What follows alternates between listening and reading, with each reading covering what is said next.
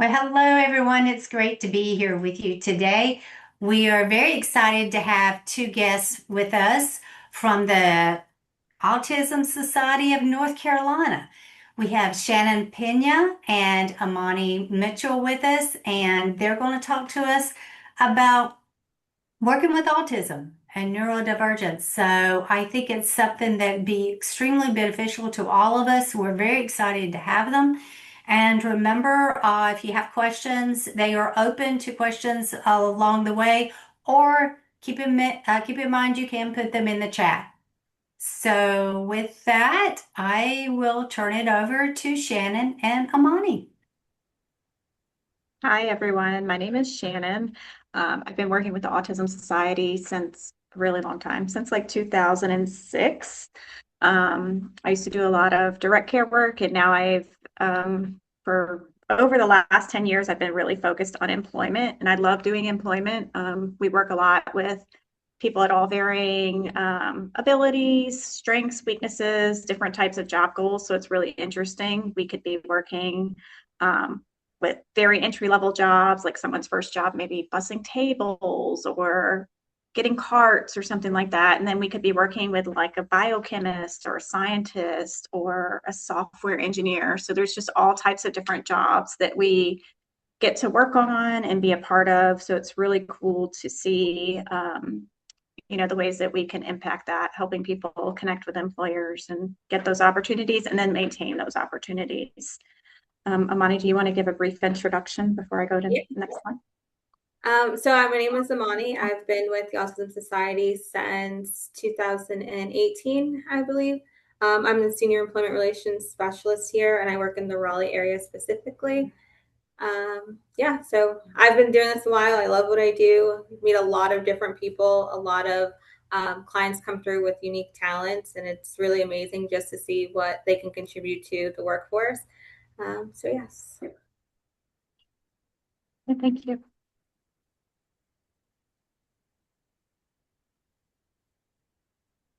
All right, so we have the first poll. Am I supposed to just ask the question?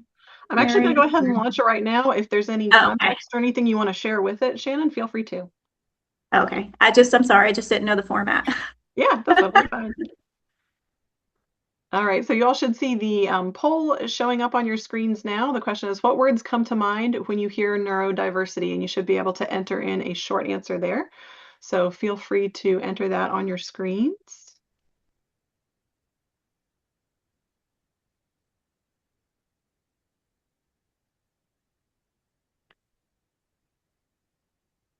I'll give a few minutes for folks to be able to answer, and then I'll wrap up the poll and we can see some of the words that are coming back.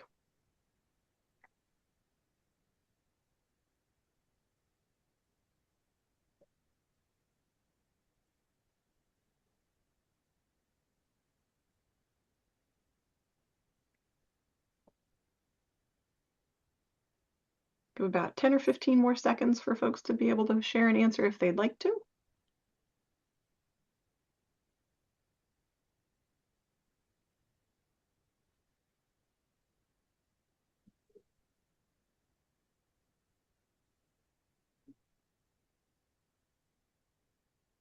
Okay, I'll go ahead and end our poll now. And the results I can share right now. Those should be showing up on your all's screen. Sorry, I have the host side on my side. So I was trying to see, are they populating for you, Shannon? Just to see if they show up on your screen or not. Okay, let me take a look at details and see if I have them populated. I wish I could see them. I was waiting to see them. Oh, here we go. It's a word cloud. Okay, let me see if I can find a way to be able to share this in the meeting. Since I'm not entirely sure how to be able to share it in the meeting. Okay, things that came in were anxiety, autism, ADHD, workarounds, neurospicy, neurological weaknesses, challenges, experiences, people, thinking, hyperfocus, differences, biology. So lots of really great answers that came back. I love that. Yeah.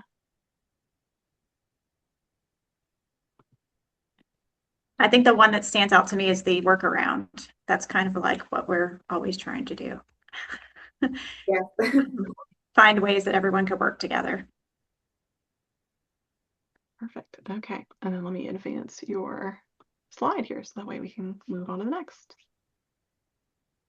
All right. Is this a video that I need to be playing? It is. It's just Okay. a short video. Let me, oops, hold on. Sorry. I might have to switch which one I'm sharing to be able to do that. Give me just a second. Or actually, if you have it available, would I be able to stop share and allow sharing of the video with your end? Let's see if I can do that. Okay. Maybe. Let me stop share. I think mine had a little trouble playing it.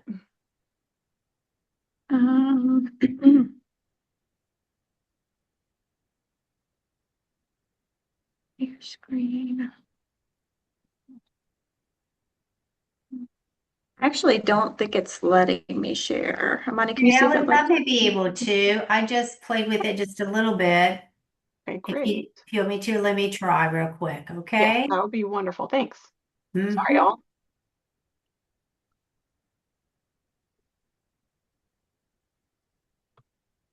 Hi. Thankfully. Now we're comfortable. Let's Oh, talk well. swim leakage. Tena Men maximum guards are designed I for Don't don't you know love when YouTube it's ads? Boy, they're so commercial. much fun. You'd never know. And Fast they aren't forward. like Tena, so no more All dribble right. dramas.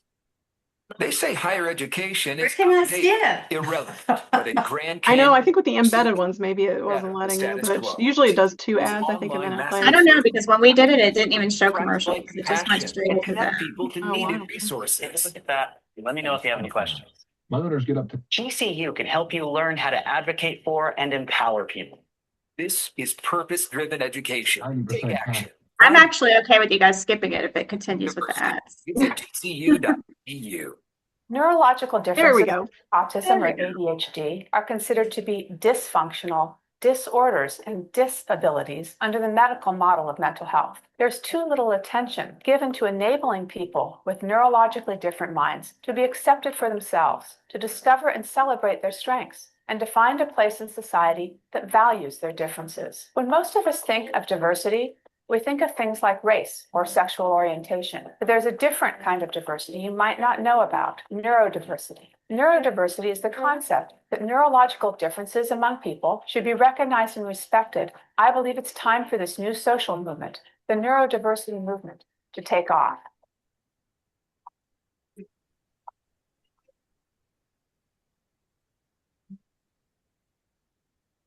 Neurodiversity is a part of our genetics and of our evolution as a species. The genes for autism and ADHD are not errors, but rather are the result of variations in the human genome that have and will continue to have advantages for society. One of the genes associated with ADHD, the DRD4 gene, is known as the novelty-seeking gene. It arrived on the human evolutionary scene over 10,000 years ago. Genes associated with autism also go back more than 10,000 years. Research suggests that genetic variants linked to autism might have been positively selected during human evolution because they contributed to exceptional memory skills, heightened perception in vision, taste, and smell, a precise eye for detail, and an enhanced understanding of systems such as animal behavior. These characteristics likely remain in the gene pool today because they are still advantageous. As a psychologist advising the parents of differently wired kids, I tell parents they have a choice between trying to change the child to fit the environment and changing the environment to fit the child.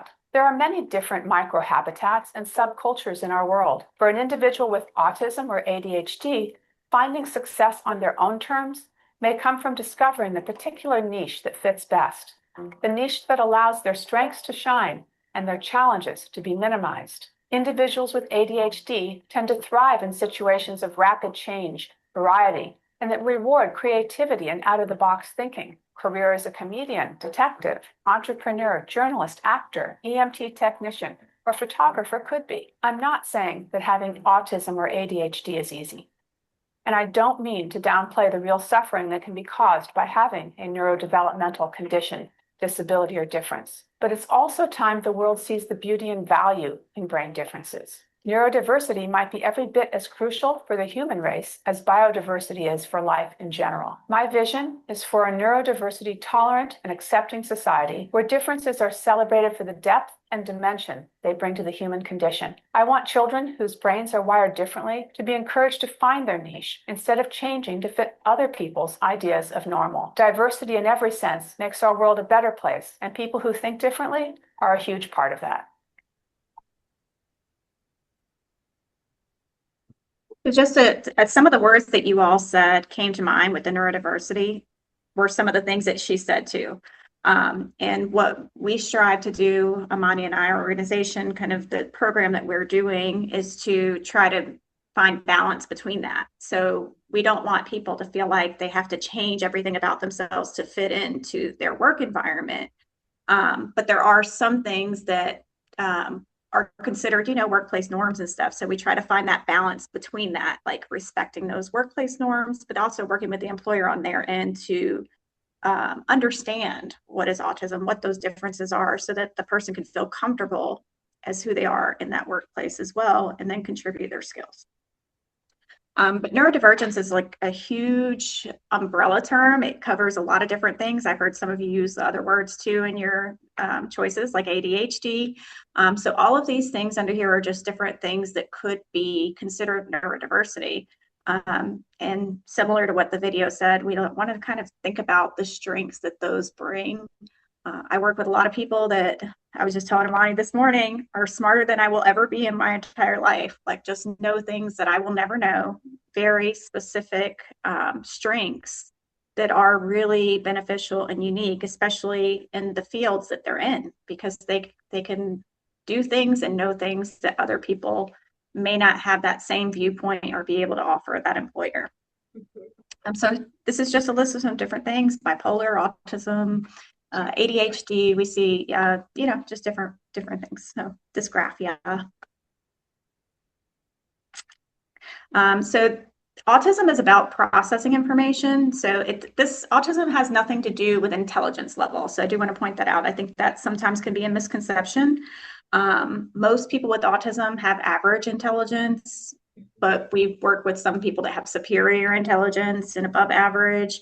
And then you may also have some people with autism that also have an intellectual delay. That's a separate diagnosis, but it just makes their autism look different because they have those two things together. Autism by itself is generally social and communication kind of processing. So the way that a person with autism sees the world is often different than what we would consider neurotypicals to see the world like. And I have learned so much from people with autism, because a lot of times their perspective, maybe I didn't look at it that way, but when they say it to me, I'm like, wow, that makes a lot of sense. Or when I say something to them from my perspective, they're like, oh, okay. So it's really helpful for us to learn from each other. I know I have people that are like, oh, thank you so much. You've taught me a lot, but sometimes they don't even realize how much they've taught me. There's just so much we can learn from each other and each other's differences in the world. So I think that's really important. So thinking about those strengths and those differences in a positive way, like how can we help one another? What can we learn from one another? And thinking of it more as like a cultural difference. So for example, if, we know someone in a different culture, they don't make eye contact in that particular culture. If we know that about that culture, we're kind of more understanding and accepting of that. So that's where it comes in to be really important with autism as well. When we're working with employers or people in the community, and they may not understand why someone with autism doesn't come right in and greet them, or when they say good morning to them, maybe it takes them some time before they recognize that greeting or respond to it.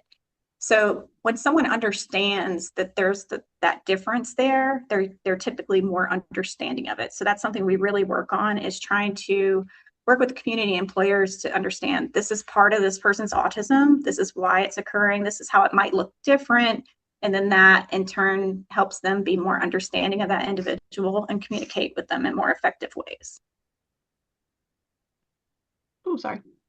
Jumped a little too fast there. We have we often do, most of the presentations we do are often geared towards employers and kind of promoting why they should hire individuals through our programs or that have autism or some sort of neurodiversity. And we work with employment readiness. So we're sometimes working with people before they ever even start looking for jobs. So maybe we're just working with them on what kind of jobs should I be looking for? What kind of training would I need? And then as they're starting to look, we work on resume development, interview skills, job searching.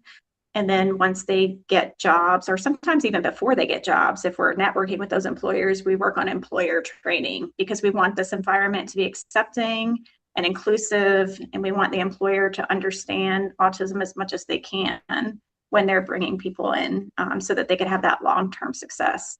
We are available throughout that process for training and then long-term just to make sure that that's continue to be a successful placement for that person. This is not on this slide, but there are a lot of benefits. I know someone had mentioned in the first poll something about detail-oriented or intense focus. That actually is something that a lot of our folks do bring to the table. They may not be the person, going into the lunchroom and talking to everyone, but they're the ones that are coming in there and getting the job done. Very work focused. We also have people that are very specialized and knowledgeable about whatever field that they're in. So just to give you an example, if they like Python, I'm just going to use an example. They may do Python for fun. So it's that might be their job, but when they're off, it's what do you do in your free time? I do Python. So they're extremely good at this because they're doing it all the time. They know a lot about it. They really enjoy it. They really want to be there. Another thing is a lot of folks that we work with do not like change. So when they're in the employment opportunity, they typically want to be there and stay there long term. So there's just a lot of there's more than that. I'm just throwing a few out there, but there's a lot of benefits for employers to employ people with autism. Awesome. All right, it's time for us to have another poll. So I'm going to go ahead and share that one now too. Launching it. You all should see the question on your screen. What percentage of individuals with autism are unemployed? Go ahead and give it your best guess. I'll give about a half a minute to a minute for people to respond.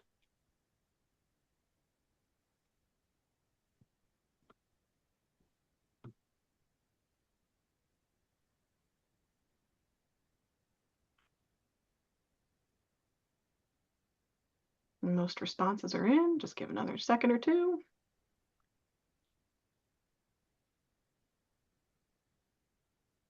All right, I'm going to go ahead and end our poll and hopefully share results this time. We're going to find out. Yeah, it's so weird. I do share results. Nothing shows up on my end. That is so crazy. All right, I think I can share one up. It still says it's sharing results. I know, this is so weird. Let me see if it'll let me at least view results on my end. We're going to have all kinds of technical. There we go. Are you all seeing my screen with some of the answers on there? Yeah. All right. So we've got 15, 35, 37, 70. It looks like our lowest one was 10 and our highest one is 95. So we really kind of spanned the gamut there. I will clarify that slide should say unemployed or underemployed, but it's in the 80% range. I'm sorry you didn't get to the slide yet, but and it's even higher for people with college degrees, which is kind of crazy when you think about it. But people with autism with college degrees, it's more like 85%. So it's a lot. And this is unemployed or underemployed. So they may have jobs, and we see this every day. Imani can tell you the same thing. I mean, we have people that might have a master's degree, but they're bagging groceries. So there's a large discrepancy there.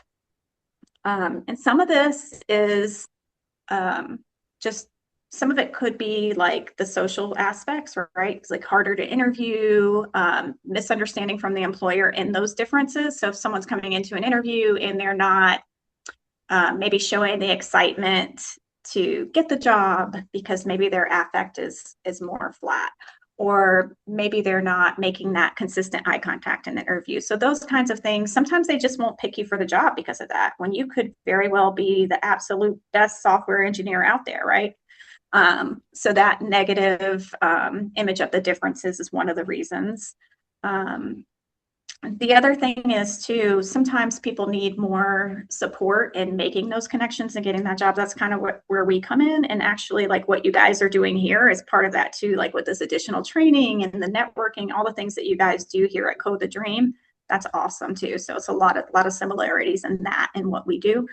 But there are, the unemployment is and underemployment is really high, but it's not because of skills, because the skills are there. It's just like getting through those neurotypical hiring processes that we have that kind of exclude people that may have these differences, because they're more of a social measurement than an actual skills assessment.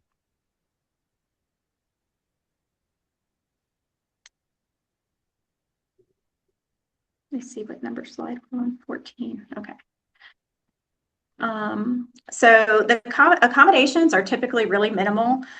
Sometimes I feel weird even asking for some of these accommodations, because I feel like they're things that we should all be doing every day anyway. Like, one, if someone's a little bit different in their interactions with you, we shouldn't be writing them off or judging them. We should just be accepting of them and kind of, helping to include them. It's just things we should do. But also too, like some of the other things that we ask are like clear instructions.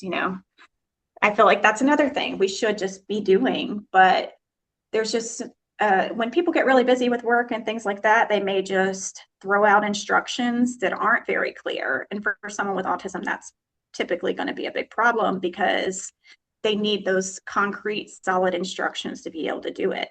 But it's truly something that would help everybody. So a lot of times when we're working with different managers and employers and we're explaining these things, it's kind of like they could put this in place for the person they're employing, and then it's something that helps all their employees. So then they end up kind of doing it across the board, because again, they're very minimal. I don't even know, sometimes some of those things we would call accommodations, it's like good management. And so it's not usually something that's going to cost an employer a lot of money or a lot of time or anything like that. Some of the other things could be like sensory friendly spaces. Sometimes we have individuals that can create that for themselves. So if they have like noise canceling headphones or something, the employer wouldn't have to do anything. They just need to allow them to wear their noise canceling headphones.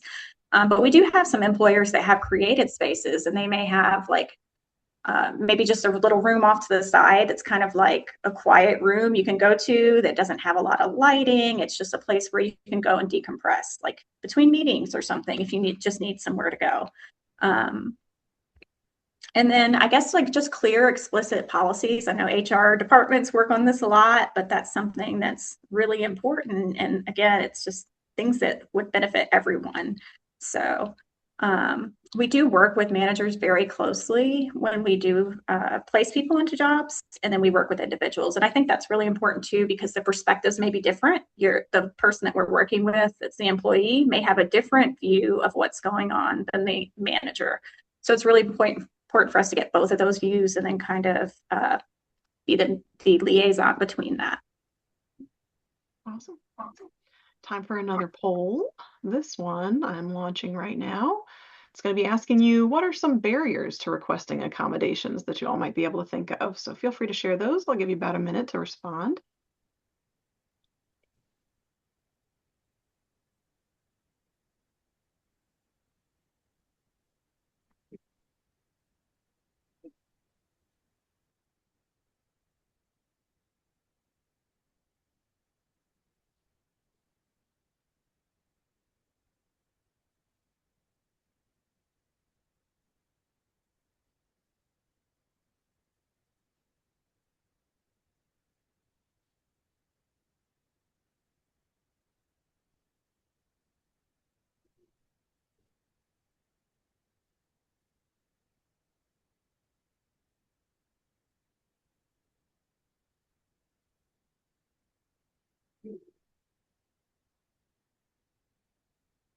Few more seconds for anybody else who wants to share an answer in their box on their screen.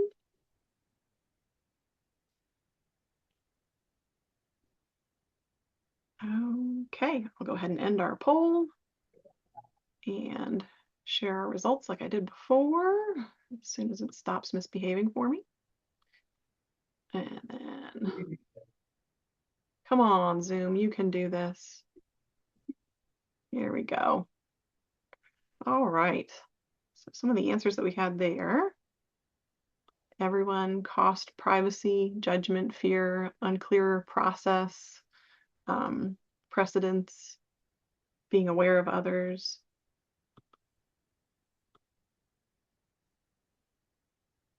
All right. Let's go ahead and move on to our next slide. Yeah. Okay. So what is a good employee? So when an employer is looking for the perfect candidate for a job, is that someone who acts like a machine? Is it someone who avoids social drama? Someone that will go above and beyond each and every time? So what is that, and what does that really look like? So for someone with autism, that could be a little different. But who's to say that they cannot be the ideal employee or what you're really looking for?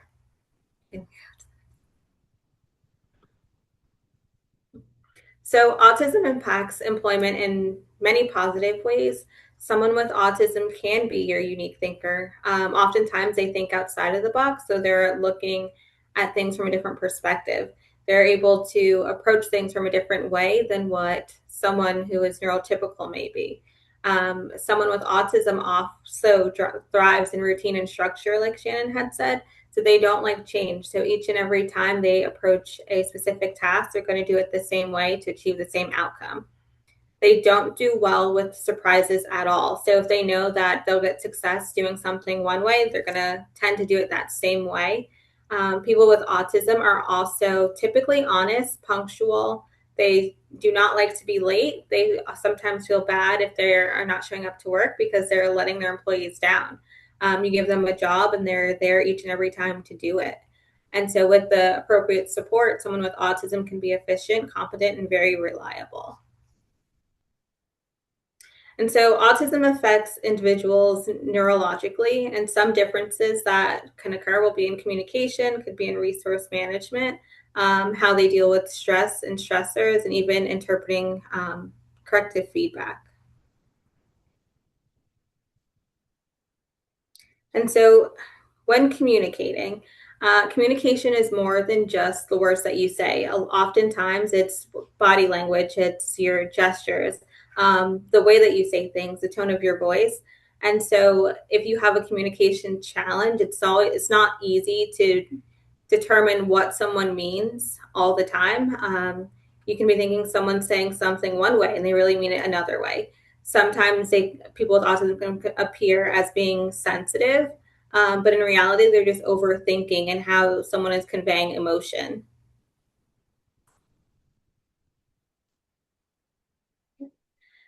And so also when it comes to communication challenges and differences, it's hard to recognize what to ask someone if you need help. So you may be thinking, who do I go to when this is happening? What do I really need to say for them to understand what it is that I am looking for? Maybe I'm over communicating. Maybe I'm under communicating. They're also thinking that if they ask a question that someone may judge them because it's something that they're supposed to know, but in reality, they don't know. So they can be thinking that the supervisor won't answer them, but they also could be confused on when's a good time to ask because they don't want to interrupt someone.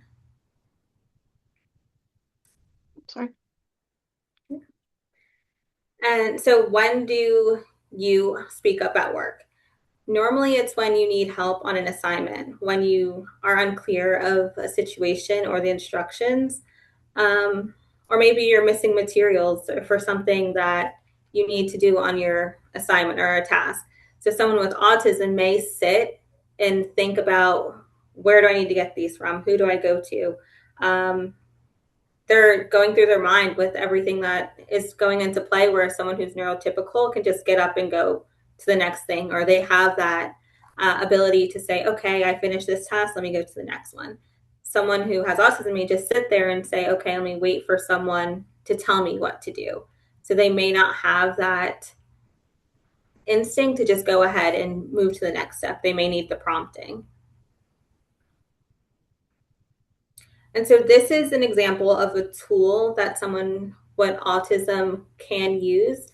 So it would help them to identify the situation or the problem that they're facing, but then also who they can go to for help, and then giving their contact or the best method of communication. So whether it is by phone, calling them, sending them an email, or a Teams chat. Sometimes communicating through written word is easier than it is to just go to someone and say, hey, I'm stuck on this. Can you help me? So it may be better for them to send an email or Teams them, but then also identifying how long it takes for them to receive a response. So sometimes they're looking for an immediate response if they are calling or if they're emailing, but letting them know like, hey, it may take 5-10 minutes, maybe 24 hours. Also setting those limitations and expectations will be very helpful as well. And so in addition to that, keeping a notepad with you is easy, simple strategy to use because you have the ability to run your question. You can use the answers that someone has given you later in the future when you have a similar question. So it's easy for them to refer back to like, oh, I remember 2 months ago I had a similar question about this. Let me go back to my notes and see what I did then so that I can apply it to the situation moving forward. And also if they have directions coming from their employer and it is through Teams or through email, they can write it down and they can say, hey, this is what I interpreted from those instructions. Is that what you really mean? And so just having the opportunity to fact check and then going back helps a lot. Okay, so social in the workplace. So every workplace has its own hidden social rules that has not really been taught, but you kind of just know. So if there is a pizza party, who's to say like you can't have 5 slices of pizza? No one has told an individual with autism like, oh, you can't have 5 slices of pizza even though you want them. You just kind of know like what's happening. So sometimes if you are not taught those things, it is harder to learn those. So what we do a lot of the times, we have these conversations as well, like, hey, there's going to be pizza today, maybe take 1 or 2 slices. Those type of things are not taught. So those are things that conversations that we do have with our clients as well.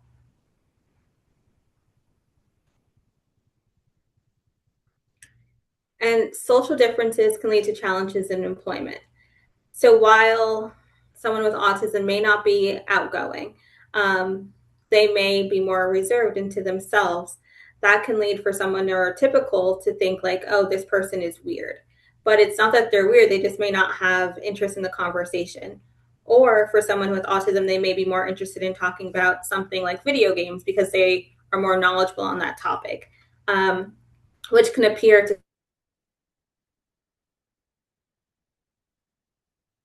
else like, oh, they are not as knowledgeable how I feel about a certain situation. But then also it could come off different and lead to misunderstandings within HR and result in legal options because someone with autism may think like a simple tap on the shoulder is friendly, whereas it may come off to someone else as being touched inappropriately. So those are also different conversations that we have just to allow them to be aware of what's going on. But also to let them know like, hey, this may be innocent, but from someone else's perspective, it may not be.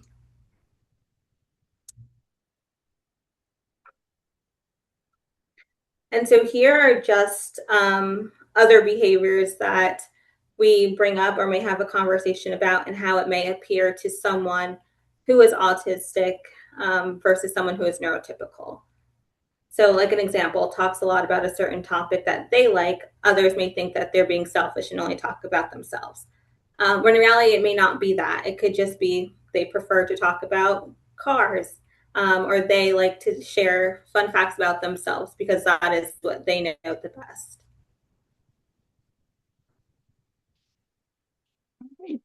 Time for another poll.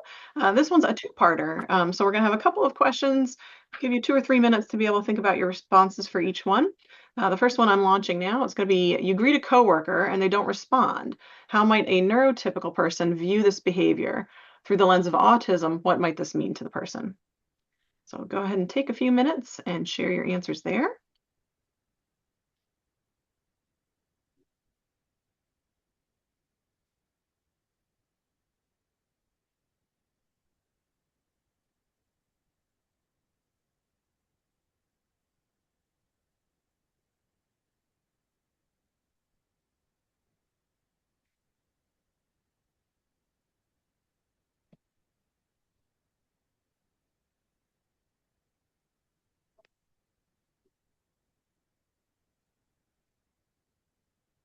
While folks are answering, I had a question pop into my mind about the last slide for Amani or Shannon.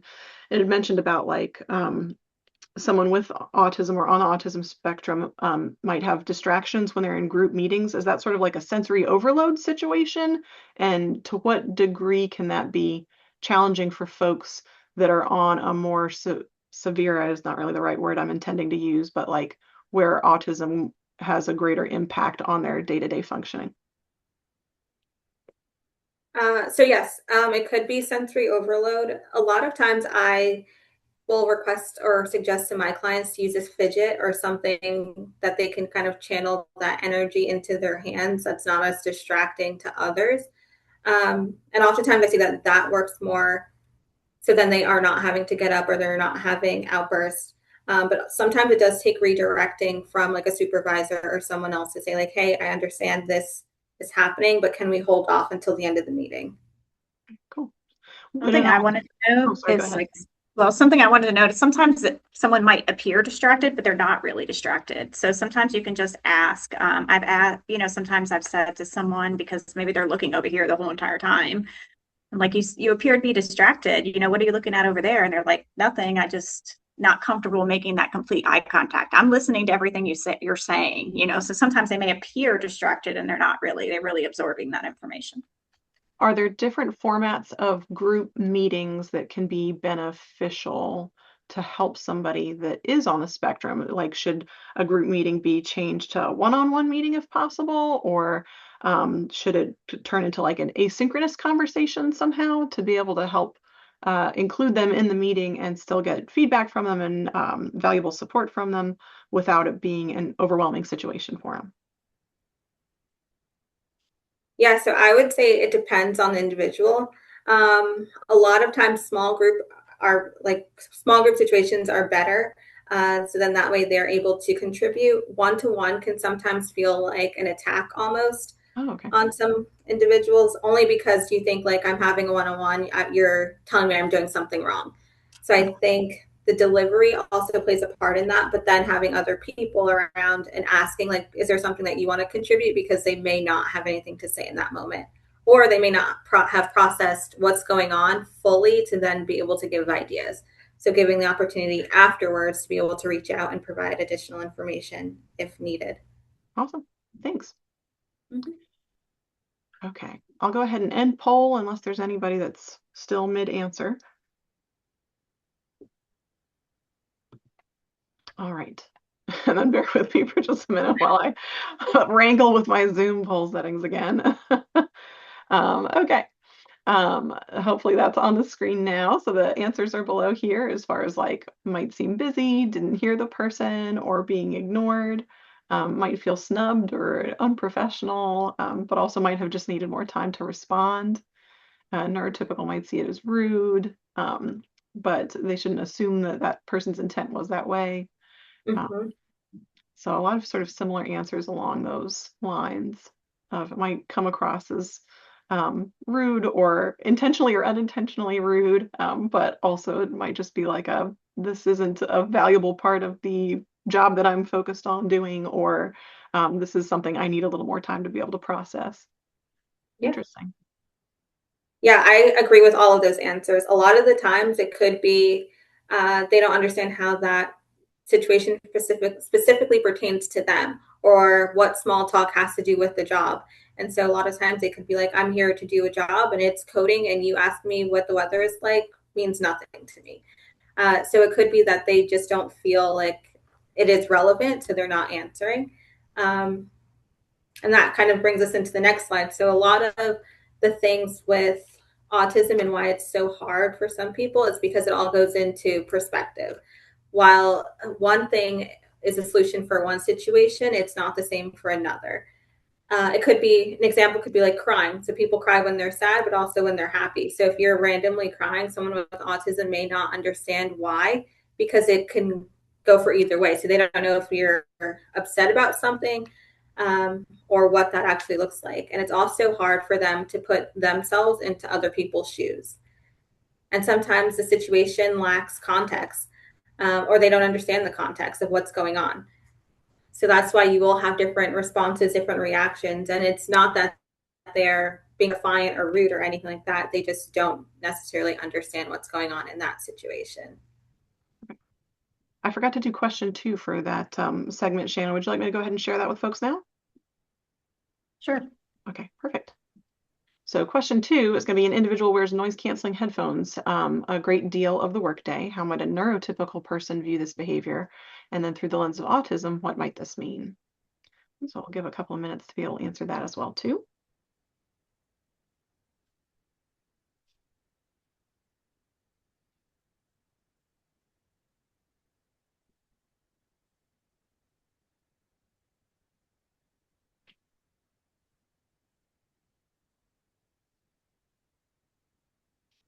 Yeah, the social rules thing I think is such a valuable and tricky thing to navigate, because even just from people with like cultural differences and different backgrounds, and I've even had people that I've had very similar upbringings to, but they have a different set of social rules than I do just because of your family unit and what your family unit teaches when you grow up and things like that.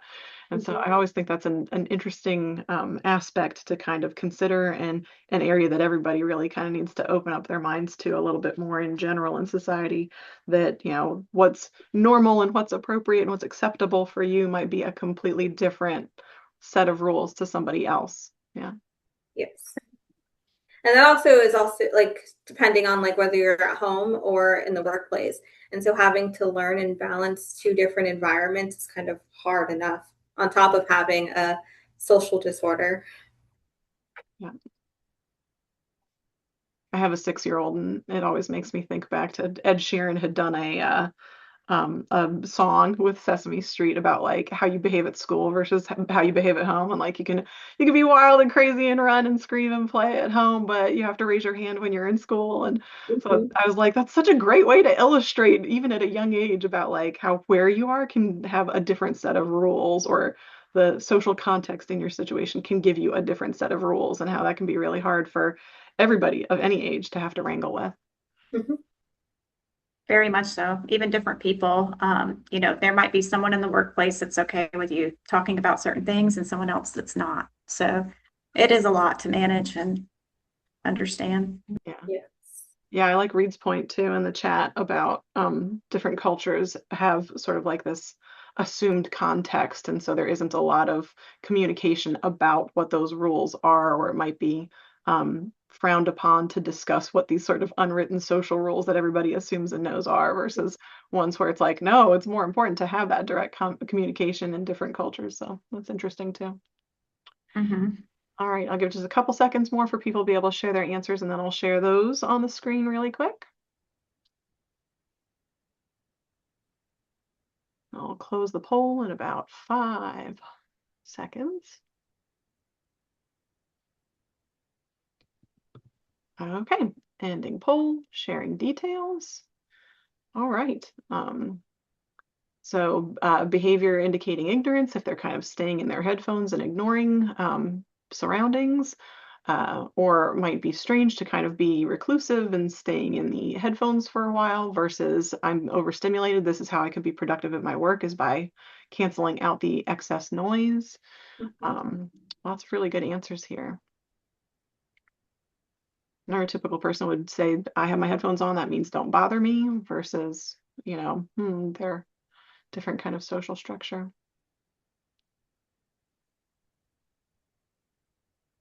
All right. Heading back to our presentation. Okay, so balancing social faux pas with positive interactions. So in a neurotypical, it will look different than someone with autism, whereas neurotypicals kind of balance out social niceties and faux pas.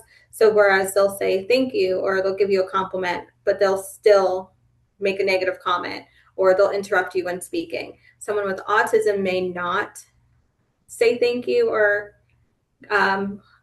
give social niceties, so their faux pas kind of outweigh someone who is neurotypical. So you're more focused on like the negative things. Interesting. And so interactions with coworkers, differences do come in communication and social expectations between coworkers. And so these are, like I said before, things that we kind of address. We kind of help coach through some of those situations, more so than like the specific job task, but we will say like, hey, say this, or why don't you join in their conversation? Or maybe you shouldn't say that right now. So we do assist in those type of things as well.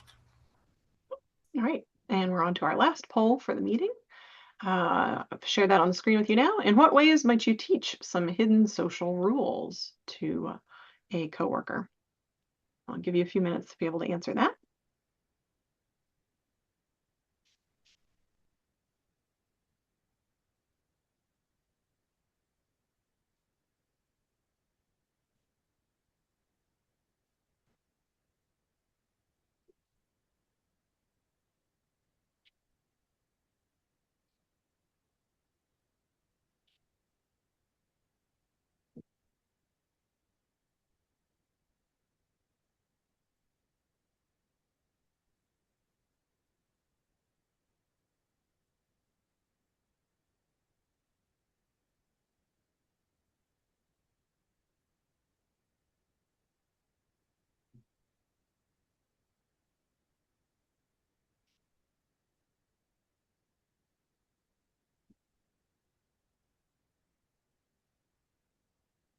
Out of curiosity, Amani or Shannon, is there a specific social rule or social scenario that jumps out as being one that is either most often talked about with your clients or that presents the biggest challenges for your clients, that it's like, this is one area that almost everybody has trouble navigating? So different person to person, but some of the ones Amani mentioned are kind of like the typical ones. Sometimes it could be just like responding. If someone says good morning to you, make sure you respond to them. Or like Amani said, if they talk to you about the weather, like explain to them why that's important so that it doesn't look like you're disinterested or you don't want to be friendly, even though it's not related to the job. So some simple things like that are kind of typical things that we see, but everyone is different and every workplace is different. So we do often run into new things all the time. Yeah, I will say one of the things that I've seen more recently would be when someone's talking to them, they'll kind of walk away, but it's they're in their mind, they're thinking like, I have a task to do, so I need to go do that. Instead of saying like, oh, it was nice talking to you, they'll just turn and leave. So I think prompting them to say like, yeah, it was nice talking to you, or I do understand, but I have to get back to this. Some kind of like pivot. Interesting. Very cool. That's funny. That's been something in my own household. My partner was raised that regardless of what has to go on, if you're having a conversation with family, you stay and have that conversation with family. But I was from a big family, and so it was like, no, you can have the conversation 2 rooms away from each other while you're washing dishes or doing whatever it is, getting a book out of the other room or whatever. The conversation goes on over a distance. So it was a very different context, and it took a little getting used to. Like, I'm not being rude when I walk away from you when we're still talking. I just know that I have to do that while we're talking, and I am still listening to you. That's fun. Yeah, I know. Irish goodbyes. Yep. It's like, Yeah. disappear into the background.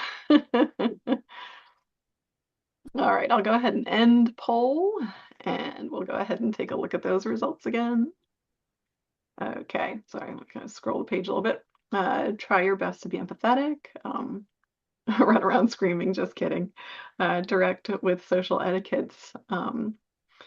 Privately message, ask if they're interested. Make rules and expectations explicit. Through a game or subtle hint outside of work hours. Talk more in public. Gracefully and kindly pointing out. Gently letting them know what's that social expectation there. through modeling with patients. Those are all good answers. Since I'm the host and I couldn't put in my answer, but mine is always coming from a place of curiosity. Like, can you tell me what that experience is like for you? And I can tell you what that experience is like for me, to kind of share the experience together in the different angles. Yes. And I feel that helps only because then it allows them to initiate conversation and join in and give their perspective. We also do a lot of role playing as well. So, like, hey, this is a situation that's going to happen. I'm going to act out what could happen here, and then you show me what you would do. And then we kind of offer the opposite and say, like, okay, now your turn, and I'm going to show you how I would respond. So then they have the knowledge and are able to experience it before they're actually like put in that situation. Awesome. All right, back to our slides. Yeah. And so supporting individuals with autism, problem solving strategy, really understanding their perspective. Try to create strategies that give the person the support that they need. So helping to identify the issue and how to approach that, what skills that they need to be able to solve what's going on. And just really having them understand why something is happening or why it is important to you and the company.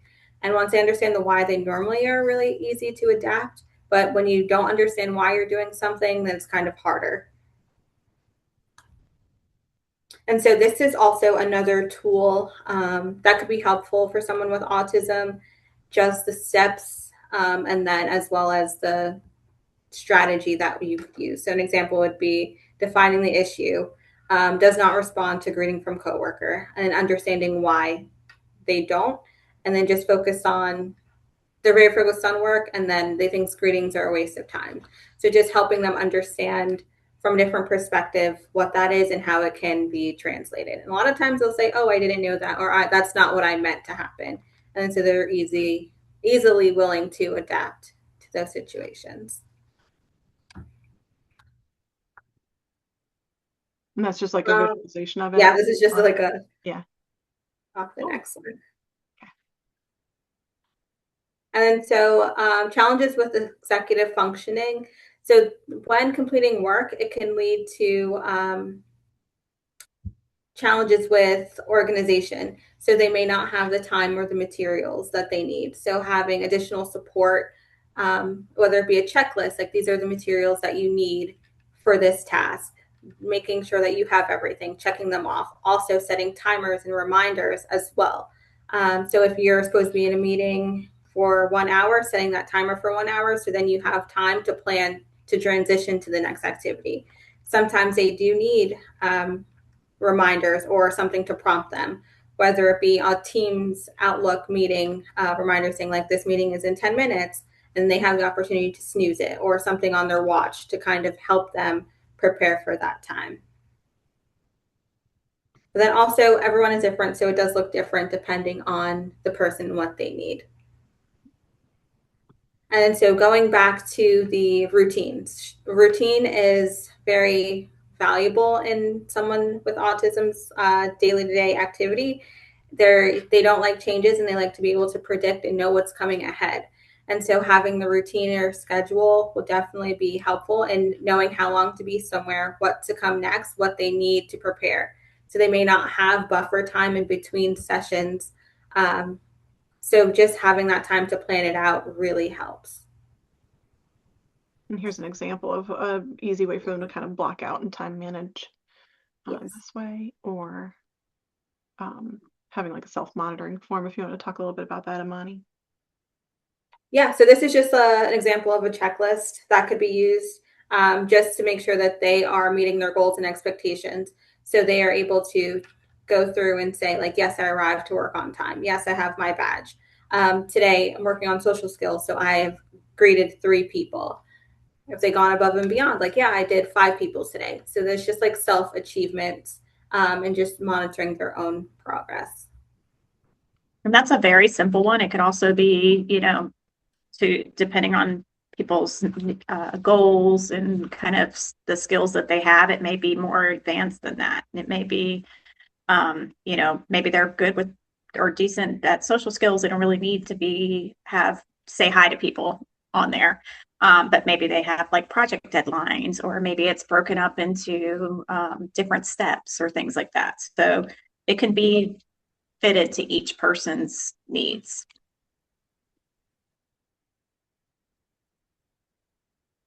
And then, so dealing with stress and stressors may seem different depending on the person. So sometimes when you're stressed, you get anxious, you get sick, you may have headaches or anything like that. So with someone with autism, they experience and feel it differently. They may start fidgeting, they may be talking more, they may start pacing and walking. They may be really confused, they may be really distracted from the work, and just being able to understand what it is that they're feeling and they're going through, and how to process it in a way that is successful for them throughout the day.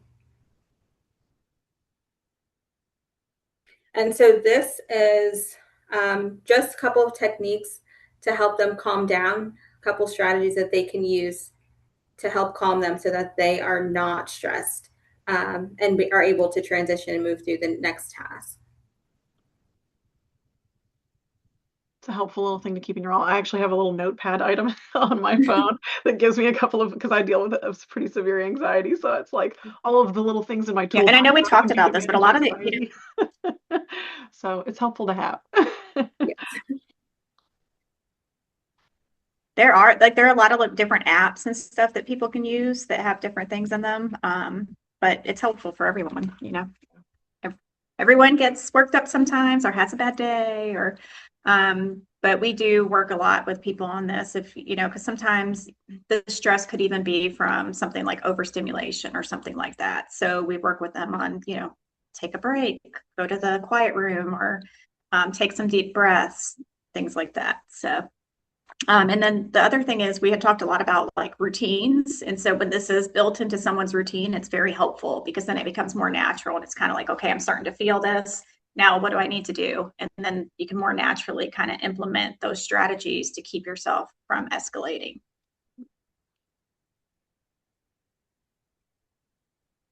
So we have some challenges with corrective feedback. A lot of times this could be like on the employer end, you know, like we may have different extremes. We may have an employer that doesn't want to give any feedback because they're scared to hurt the person's feelings, or they feel like they're not sure how to give the feedback, or different reasons. That typically is not helpful for people, because then they don't know where they're supposed to be making corrections. Clear, concise, specific feedback is the most helpful thing. But then you have that opposite end, where you have people that are giving very harsh feedback, or giving it in a very harsh way, maybe giving it without any notice. So maybe just like, instead of having a planned meeting where the person knows you're going to be providing feedback, maybe you just give that feedback out of nowhere. So those kinds of things can make the feedback more challenging and less effective. So this is just some examples of ways to make that better.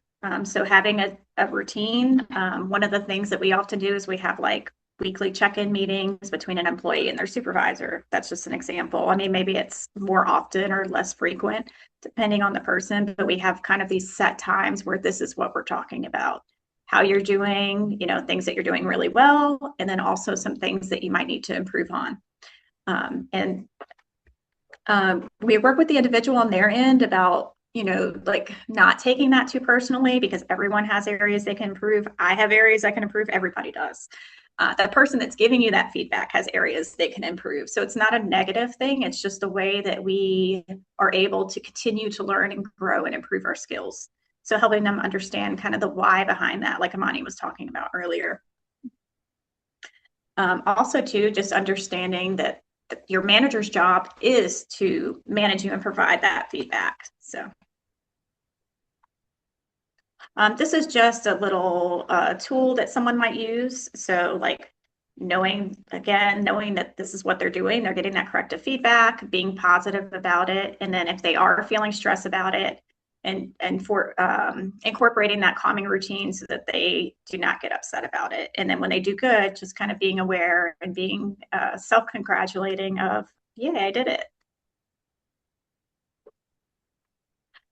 So through the Autism Society, we kind of work on all these things. We talked about them a lot throughout the presentation, but really every step of the process. So from hiring well, even before hiring. So like getting the job, preparing for that, then hiring, and then all the way through that long-term retention of that job.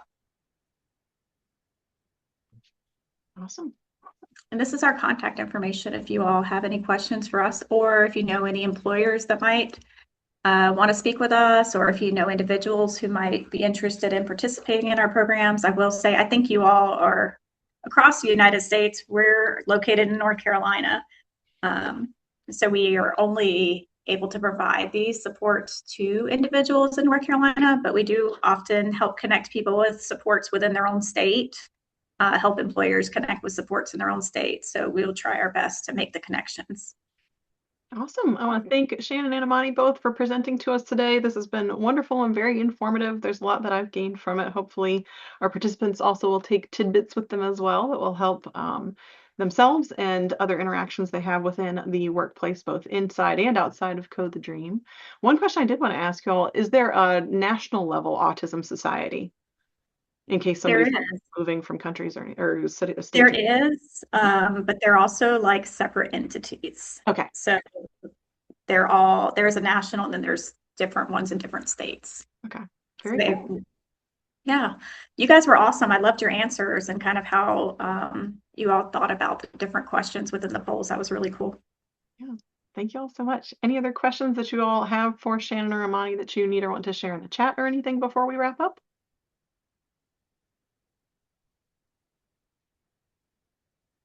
Okay.